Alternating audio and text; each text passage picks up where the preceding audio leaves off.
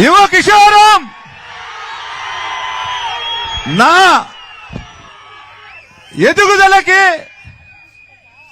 వెన్ను తట్టి ప్రోత్సహిస్తున్న మా చిన్నాయన గారైనటువంటి నారా లోకేష్ బాబు గారికి, అదేవిధంగా మన ఎంపీ అభ్యర్థి అయినటువంటి ప్రసాద్ అన్న గారికి, ఇక్కడికి విచ్చేసిన అక్కలకి, చెల్లెలకి, అమ్మలకి, అన్నదమ్ములకి, పెద్దవారి అందరూ కూడా శిరసు వంచి నమస్కరిస్తున్నా.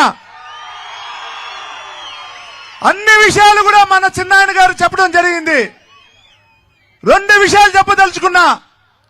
మన చంద్రగిరి ఎమ్మెల్యే అపరిచితుడి గురించి. అపరిచితుడు అంటే మీకు తెలుసు, ఏ టైంలో ఎక్కడుంటాడో తెలియదు, ఏ కాలంలో చెప్పులు వదిలేసి ఏ దండం పెడతాడో మీకు తెలియదు. 2014 నుంచి 24 వరకు, అంటే ఈ సంవత్సరం వరకు, ఈ నెల వరకు 10 సంవత్సరాలు మన చంద్రగిరిలో ఎమ్మెల్యేగా గెలిచాడు. ఆయన ఏమన్నా మనకు అభివృద్ధి చేశాడా? మనకు అభివృద్ధి చేశాడా? కానీ ఆయన కుటుంబం అభివృద్ధి చెందింది. అవునా కాదా? అవునా కాదా? సుమారు 5,000 కోట్లు. యువగలం రోజు 4,000 కోట్లు నింది, ఈ రోజుకి 1000 కోట్లు పెరిగింది ఆయన ఆస్తి. అంటే 5,000 కోట్లు సంవత్సరానికి 1000 కోట్లు పెరుగుతా ఉంది.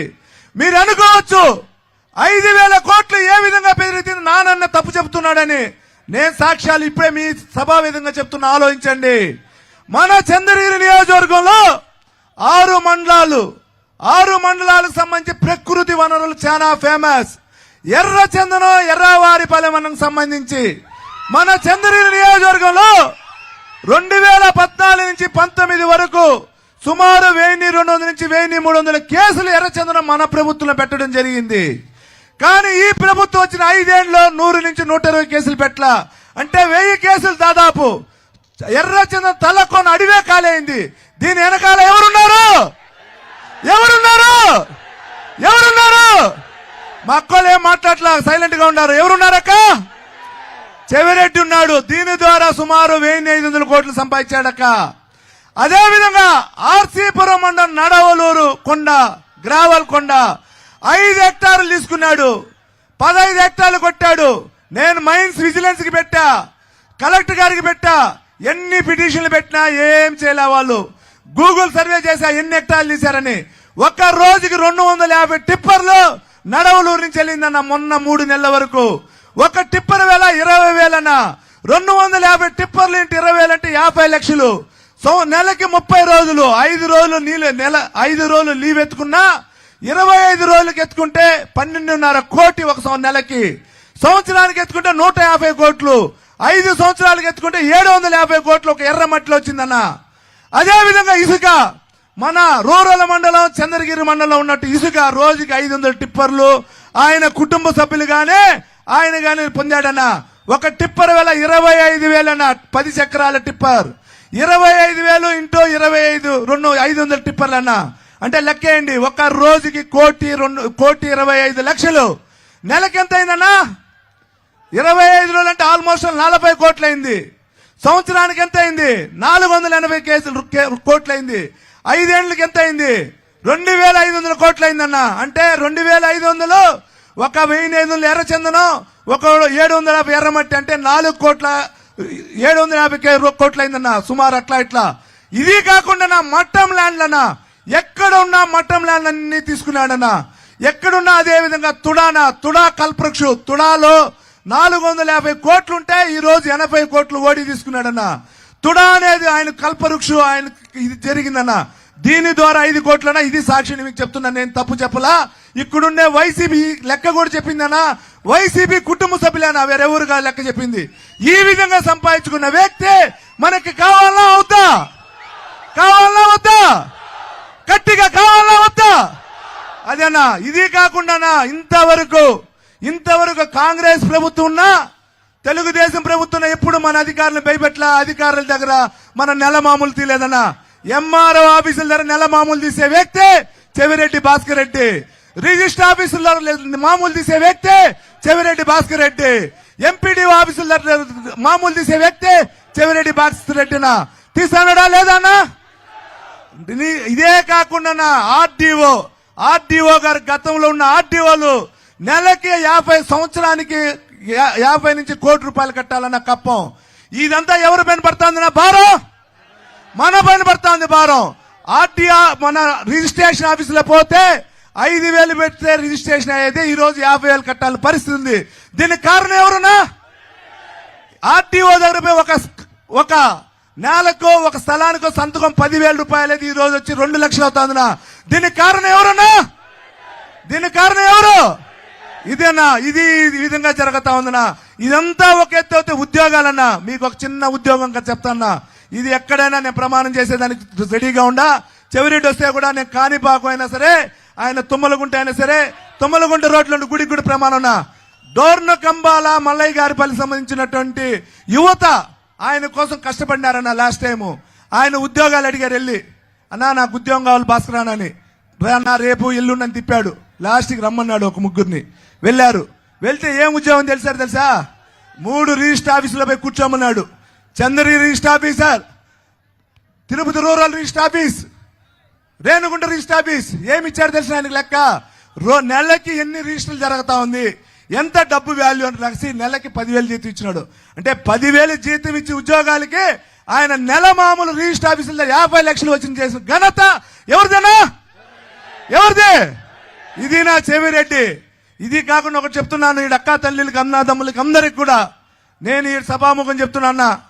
అవినీతి అనేది నేను చేస్తే నేను గాని నా కుటుంబం అంటే నా భార్య గాని నా కొడుకు గాని చంద్రగిరి టవర్ క్లాక్ నిలబెట్టి నన్ను కొట్టండి. ఈ సభావం కూడా తెలియజేసుకుంటున్నా. అవినీతి చేస్తే నన్ను కొట్టండి. నాకు దేవుడు సమానం లాంటి చంద్రబాబు గారి నాయకత్వంలో, మా చిన్నాయన గారి నాయకత్వంలో అడుగుజాడలో పనిచేస్తానన్నా. అవినీతి తావు లేకుండా ప్రతి యువతకు ఆదర్శంగా పనిచేస్తాను. ప్రతి ఒక్కడికి మీకు అన్నదమ్ముళ్లాగుంటాను. నాకు ఒకసారి ఆలోచించండి అన్న. మీరు అనుకుంటే రేపు గెలిస్తాను, ఎమ్మెల్యేగా గెలుస్తా. ఎమ్మెల్యే అంటే మీరు మామూలు ఎవరబ్బా మీ ఎమ్మెల్యే అంటారు.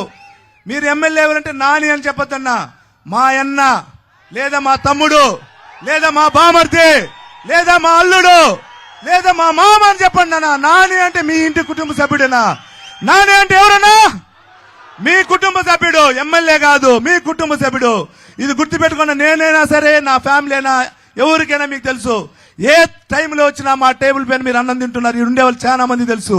ఏ టైంలో వచ్చినా నా భార్య ఆదరిస్తా ఉంది, ఏ టైం ఉన్నా నా కొడుకు ఆదరిస్తా ఉన్నాడు. అదే విధంగా నేను చచ్చిపోయేంత వరకు ఈ చంద్రగిరి నియోజకవర్గంలో నాకు ఇచ్చినటువంటి చంద్రబాబు నాయుడు గారికి కానీ లోకేష్ బాబు గారికి చిన్న మాట రాకుండా, మచ్చ రాకుండా నడుచుకుంటానని కూడా ఈ సభాముఖం తెలియజేసుకుంటున్నా. ఇంకోటన్నా, ఈ 5,000 కోట్లు సంపాదించిన ఊసరవెల్లి, ఈ 5,000 కోట్లు సంపాదించిన ఊసరవెల్లి తెలుసు కదన్నా మీకు. రాయేస్తే కలర్లు మారుతా ఉంటుంది. అది తొండలాగుంటుంది. ఊర్లో అందరూ తెలుసు, పిల్లలకు తెలుసో తెలీదు కొత్తగా ఉండే వాళ్ళకి. ఆ ఊసరవెల్లి కథ ఏమంటే రాయేస్తే మారుతుంది.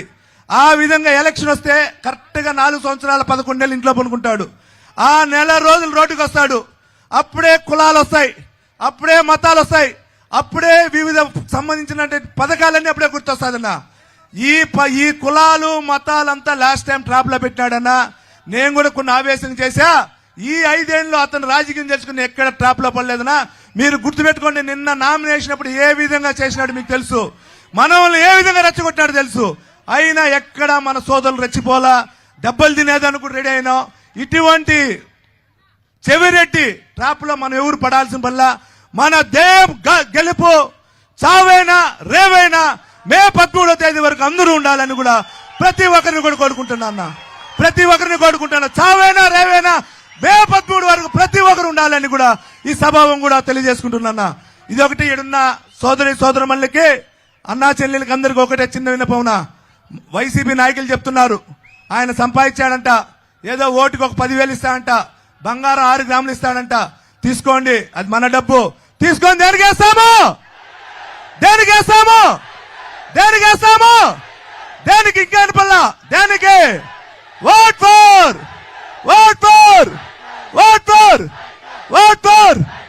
మర్చిపోకుండా అక్కా చెల్లెలు అందరూ ఏంటన్నా.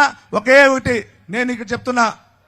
ఈ లాస్ట్ నన్ను ఈ స్టేజీ పై నుంచి చెప్తున్నా, బతికించిన చంపిన మీ యొక్క ఓటు పైన ఆధారపడి ఉందన్నా.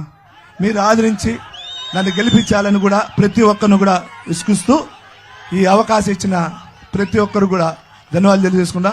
చంద్రబాబు గారి నాయకత్వం, చంద్రబాబు గారి నాయకత్వం, చంద్రబాబు గారి నాయకత్వం, లోకేష్ బాబు గారి నాయకత్వం, లోకేష్ బాబు గారి నాయకత్వం, లోకేష్ బాబు గారి నాయకత్వం, పవన్ కళ్యాణ్ గారి నాయకత్వం, పవన్ కళ్యాణ్ గారి నాయకత్వం, పవన్ కళ్యాణ్ గారి నాయకత్వం, మోడీ గారి నాయకత్వం, మోడీ గారి నాయకత్వం, మోడీ గారి నాయకత్వం, ఎన్టీఆర్, ఎన్టీఆర్, ఎన్టీఆర్.